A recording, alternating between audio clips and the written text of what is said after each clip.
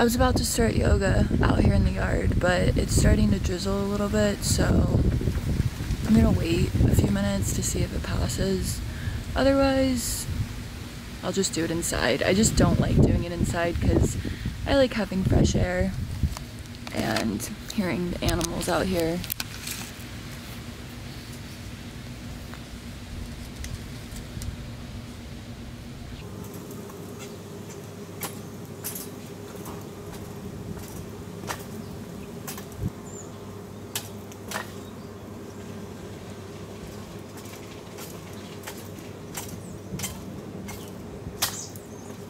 It's been so fun having a trampoline in the backyard. Alright, I don't think it's gonna rain, so let's do yoga.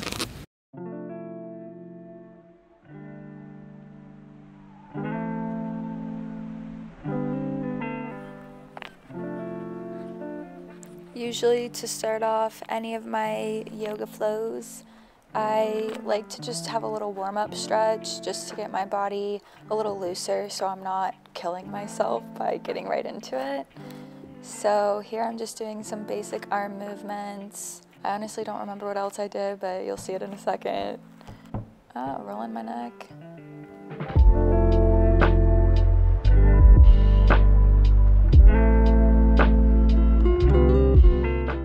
And then typically I just like to get into child's pose and move around just to see what feels good. And I'll just sit here for a second just to breathe.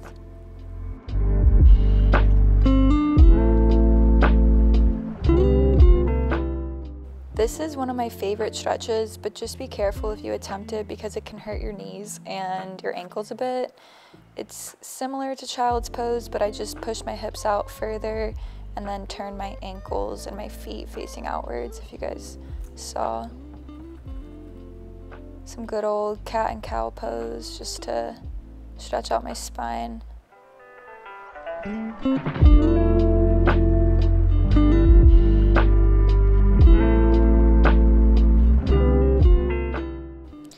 Now we get into the yoga. The first few minutes, it's kind of like a slower start for me, just by warming up my legs like you see, little shake here and there.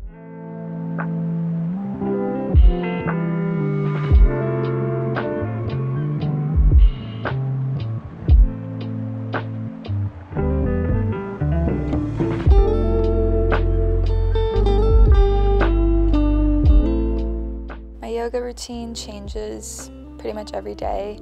I just do whatever feels right for me that day. But for the most part, it's a combination of the moves and poses that you'll see in this video. I don't know a lot of the names for yoga poses, I just do them. So yeah, I hope you can keep up with this because I'm not gonna really be able to tell you exactly what I'm doing or guide you through it because I'm not a professional. I do know this is downward dog, so that's something.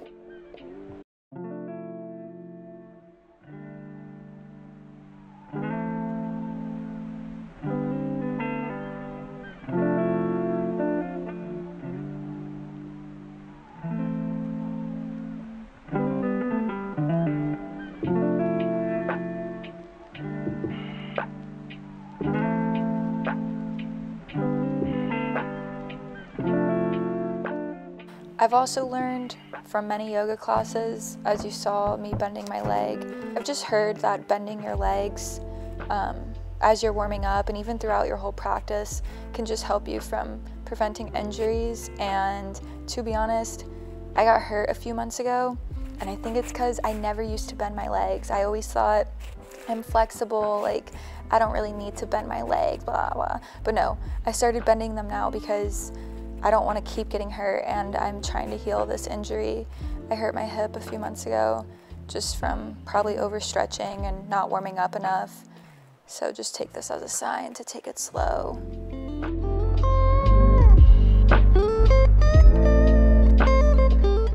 I typically hold each pose for at least 5 breaths, but sometimes 7 to 10. Just to see what feels good and to give myself a little burn.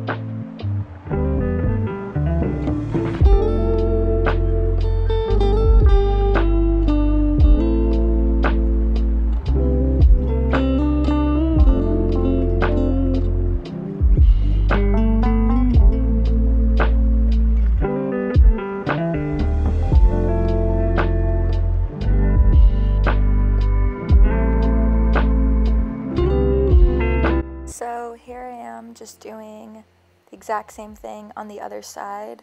I've sped up this whole video, but I decided to speed up the other side even more, just so that way you don't have to, like, I don't know, watch it for a longer amount of time. But everything that I do on one side throughout this whole video, you'll notice that I do on the other side, just so everything is balanced and even. But like I said, this is slightly sped up even quicker, which is why it might look like I'm moving even faster, but I'm actually not.